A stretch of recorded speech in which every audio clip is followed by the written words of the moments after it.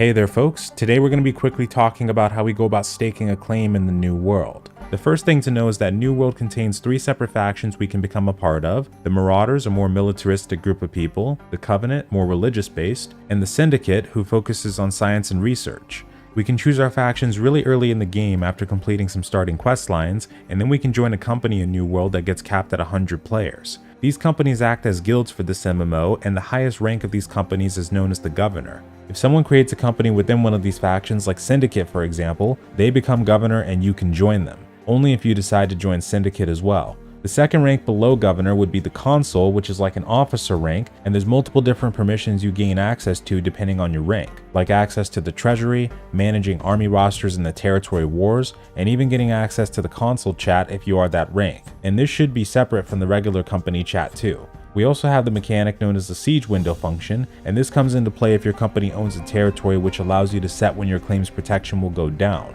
And this leads us into the territory aspect, starting with the war. So the way that war is declared between factions is that you have to conduct PvP-based faction missions to gain influence within a territory. You can capture the open world fortresses for your faction, and this will give you various different bonuses depending on which territory fort you claim. And it also gives you an influence bonus to speed up the declaring process in that zone.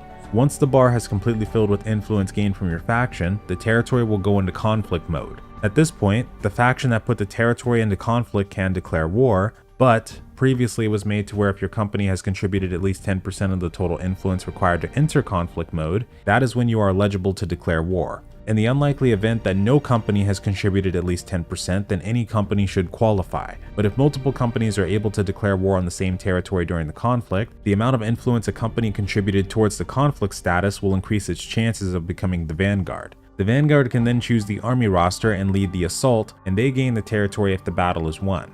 Now you can't sign up or fight against your own faction, but you can act as a third party if the leading company were to accept you. So if Covenant and Marauder are fighting with each other, Syndicate can join in on either side and vice versa. You also need to spend money to engage in the declaring process, and this includes the purchase of your war camp. Then comes the territory war battle itself, which is the 50v50 mode that consists of 3 capture points and the objective of capturing the territory fortress itself. After the battle, we come to the settlement management and governing process. The first thing to know is that if no company of any faction currently owns the territory, you can spend 100,000 gold at the fortress to become the first owner. But if you win it through warfare, then the same settlement process after will kick in. There's both company and faction benefits for owning a territory, such as the resource supply carts, housing and fast travel discounts, etc. Each territory has its own localized market and storage system, but also taxes do play a part. The governing company can set housing tax for players that own homes, refining tax for resource benches, crafting tax for crafting items, and a trading tax for the trading post auction house. This tax comes in the form of gold to the governing company's treasury, and this can then be used towards various different things, including upgrading the settlement benches through town projects, upgrading the fort defenses for wars and invasions, and assigning lifestyle buffs. Setting up any of these objectives will create what is known as town projects. This is a community-based way of progressing through a settlement, and we normally need to do crafting and gathering related missions to complete this.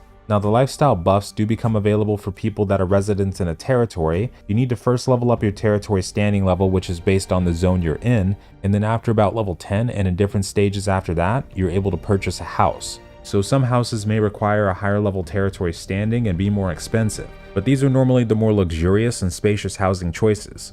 You also get a discount for your first time purchasing a house, so this is another thing that's important to keep in mind. There's different things that you can do with the house, such as placing down house trophies that can be obtained and crafted. These will offer different bonuses to your characters, such as crafting bonuses, luck bonuses, and even gathering and combat related ones. You can place down storage chests inside your house to increase the capacity of your local bank in that zone, place down a vast array of cosmetic furniture that also includes housing pets you can interact with, and you can also get access to a fast travel teleport by owning a house that helps you cover long distances if you need to recall. You can own up to a total of 3 houses. One can be bought at level 20, one at level 40, and the last at level 60. And you can have these spread out across different zones. And that's the basics you need to know when it comes to staking a claim in New World. Thanks so much for watching, and farewell.